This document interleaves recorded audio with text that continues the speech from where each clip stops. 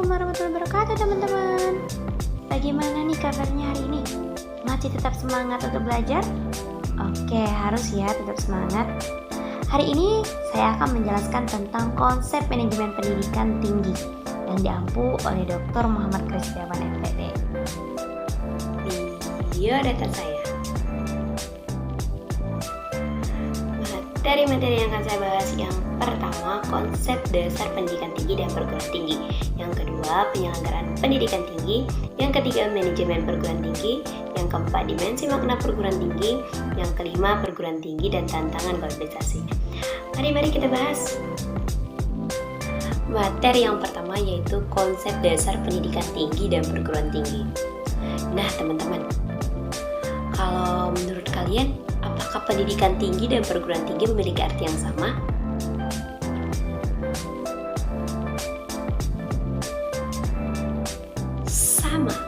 Sama. Bedalah. Nah teman-teman, ternyata mereka berdua ini memiliki arti yang berbeda.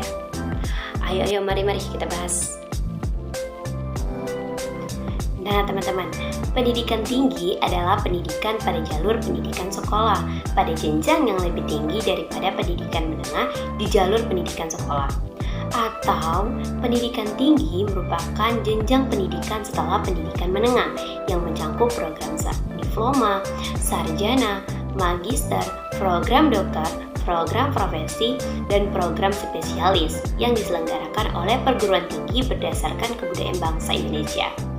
Nah teman-teman, pendidikan tinggi ini dibagi menjadi dua teman-teman, yaitu ada pendidikan akademik dan pendidikan profesional. Pendidikan akademik merupakan pendidikan yang diarahkan terutama pada penguasaan ilmu pengetahuan yang terdiri dari program sarjana dan program pasca sarjana yang meliputi program magister dan program doktor. Nah teman-teman, tujuan dari pendidikan tinggi ini ada dua teman-teman.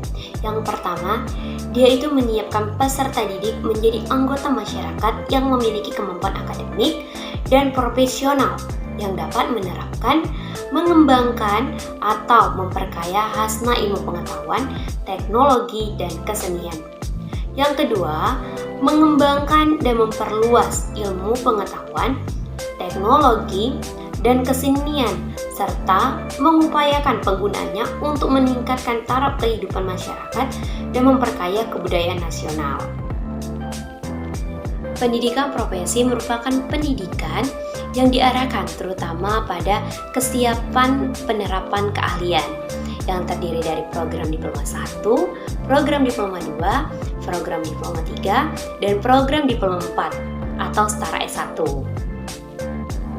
Nah teman-teman, sedangkan perguruan tinggi adalah satuan pendidikan yang menyelenggarakan pendidikan tinggi yang terdiri dari yang pertama universitas.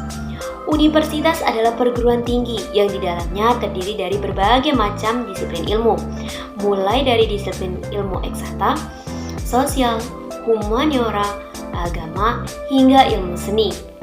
Disiplin ilmu dikelompokkan lagi ke dalam fakultas-fakultas tertentu. Misalnya, rumpun ilmu sosial, terdapat fakultas ekonomi, sosial, politik, dan lainnya. Secara tidak langsung, universitas juga dapat menyelenggarakan dua jenis pendidikan tinggi, yaitu pendidikan akademik dan vokasi. Jenjang pendidikan pun dimulai dari diploma hingga doktoral. Selain itu, universitas juga menjadi perguruan tinggi yang paling komplit karena menjalankan sistem pendidikan secara akademis dan praktis sekaligus. Contoh di Bengkulu ini yaitu Universitas Bengkulu yang sekarang ini saya tempuh. Yang kedua yaitu institut. Institut sama halnya dengan universitas. Institut juga melaksanakan dua jenis pendidikan tinggi, yaitu pendidikan akademik dan pendidikan vokasi. Yang membedakan institut dan universitas adalah dari jurusannya yang ada pada institut. Di institut, jurusan-jurusan yang berasal dari satu rumpun ilmu tertentu yang dikelompokkan dalam fakultas-fakultas khusus, misalnya pada Institut Teknologi 10 November di Surabaya. Rumpun ilmu yang disediakan di dalamnya hanya rumpun ilmu teknik dan teknologi, sedangkan di universitas memiliki lebih dari satu rumpun ilmu. Yang ketiga yaitu politeknik. Politeknik sebenarnya adalah cabang dari sekolah tinggi. Bedanya, sistem pendidikan di politeknik berfokus menyelenggarakan pendidikan vokasi, bukan pendidikan akademik. Karena tujuannya mempersiapkan mahasiswa supaya memiliki kemampuan profesional sehingga dapat mengembangkan, menerapkan, dan menyebarluaskan ilmu pengetahuan. Di politeknik pun terdiri dari berbagai rumpun disiplin ilmu, seperti halnya pada universitas. Ada banyak politeknik di Indonesia, teman-teman. Misalnya Politeknik Negeri Jakarta, Politeknik Negeri Semarang, Politeknik Kesehatan Kemenkes Palangkaraya, dan masih banyak lagi. Yang terakhir yaitu akademi. Akademi sama halnya dengan politeknik.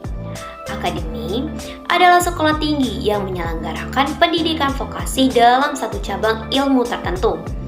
Hanya saja, akademi sedikit berbeda dengan politeknik. Jika politeknik menyediakan beberapa rumpun ilmu, sedangkan akademi terdiri dari satu rumpun ilmu saja. Akademi juga mengedepankan sisi praktis keilmuan, sehingga diharapkan lulusan dari akademi dapat menerapkannya di jenjang pekerjaan atau dalam kehidupan di masyarakat. Kebanyakan lulusan akademi dipersiapkan untuk melanjutkan pada pekerjaan yang sesuai dengan pendidikan yang ditempuh. Di Indonesia ada banyak pendidikan tinggi akademi, seperti Akademi Akuntansi YKPN, Akademi Teknik Sorowako, Akademi Militer di Magelang, dan masih banyak lagi teman-teman. Materi selanjutnya yaitu penyelenggaraan pendidikan tinggi. Peraturan Pemerintah Nomor 60 Tahun 1999 tentang pendidikan tinggi mengatur bahwa penyelenggaraan perguruan tinggi yang dilakukan oleh masyarakat haruslah berbentuk yayasan atau badan yang bersifat sosial. Materi selanjutnya yaitu manajemen perguruan tinggi. Menurut Indrajit dan Djoko Pranoto 2006, ada beberapa aplikasi fungsi manajemen umum dalam manajemen perguruan tinggi, yaitu perencanaan, pengorganisasian, penggerakan, dan pengawasan. Materi selanjutnya yaitu dimensi makna perguruan tinggi. Yang pertama itu adalah dimensi etis. Universitas dikenal sebagai pusat kreativitas dan pusat penyebaran ilmu pengetahuan bukan demi kreativitas sendiri, tetapi demi kesejahteraan umat manusia.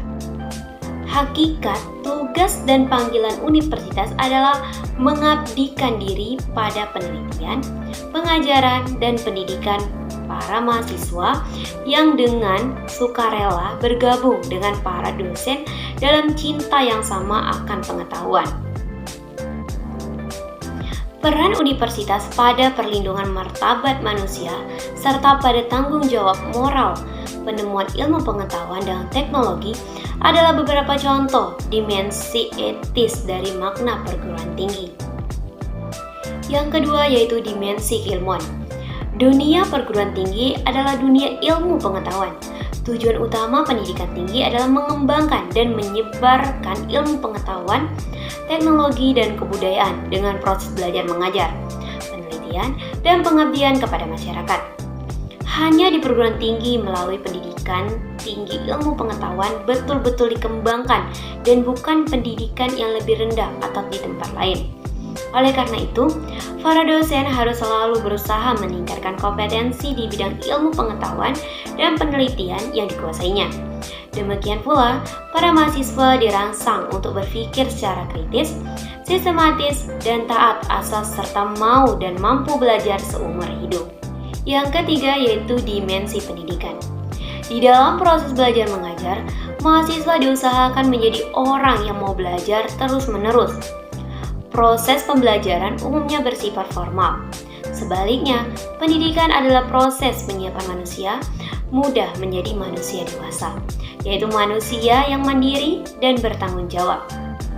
Dalam proses pendidikan, termasuk pendidikan tinggi, tidak ada pengaturan kurikulum.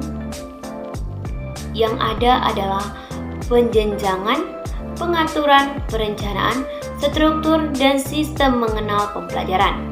Pendidikan dapat diberikan baik dalam kurikulum ekstra maupun kurikulum tersembunyi. Yang keempat yaitu dimensi sosial.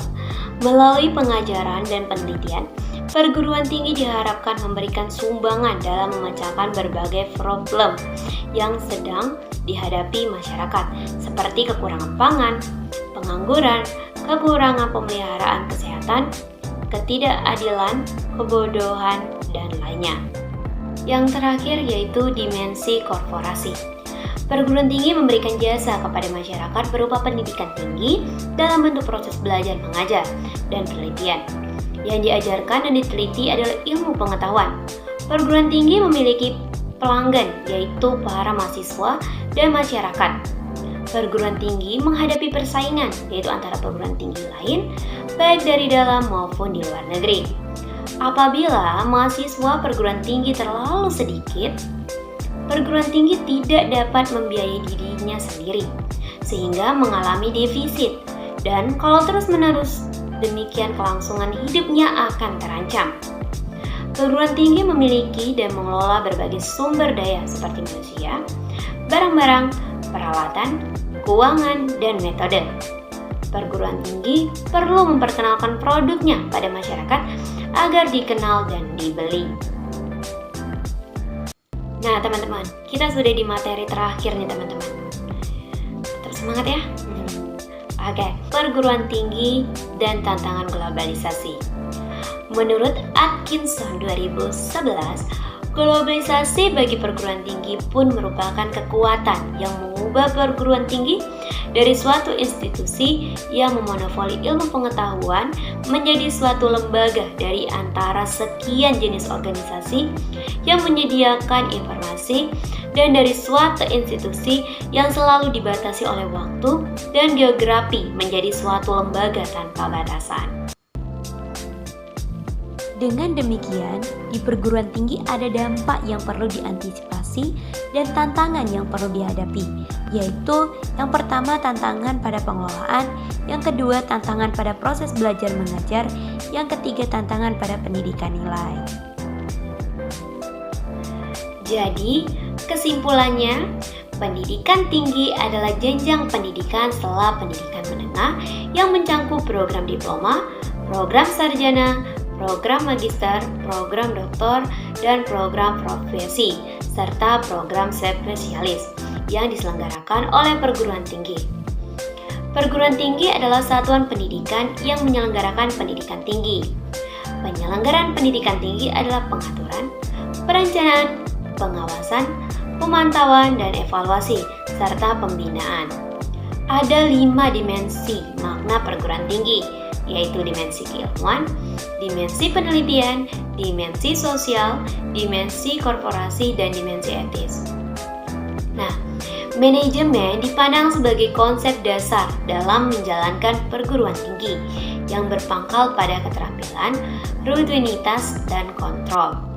Perguruan tinggi secara umum perlu menerapkan manajemen strategis, manajemen berbasis tujuan, dan manajemen mutu dalam rangka menciptakan masa depan lembaga berkesinambungan.